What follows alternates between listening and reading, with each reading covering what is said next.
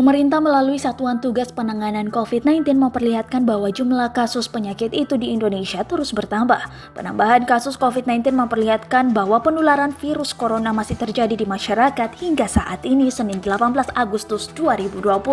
Data pemerintah hingga Senin pukul 12.00 waktu Indonesia Barat memperlihatkan ada 1.673 kasus baru COVID-19 dalam 24 jam terakhir.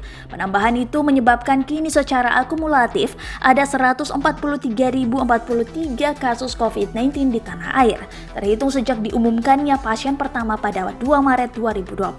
Informasi ini disampaikan Satgas COVID-19 melalui situs covid19.go.id yang diperbarui pada Senin sore. Adapun 1.673 kasus baru COVID-19 didapatkan setelah pemerintah melakukan pemeriksaan 14.371 spesimen dalam sehari.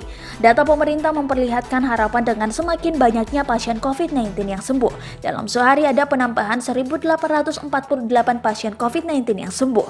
Mereka dinyatakan sembuh setelah pemeriksaan dengan metode polymerase chain reaction atau PCR, memperlihatkan hasil negatif virus corona. Dengan demikian, total pasien COVID-19 yang sembuh dan tidak lagi terinfeksi virus corona mencapai 96.306 orang. Akan tetapi, data Satgas COVID-19 juga memperlihatkan kabar duka dengan masih adanya penambahan pasien COVID-19 yang meninggal dunia.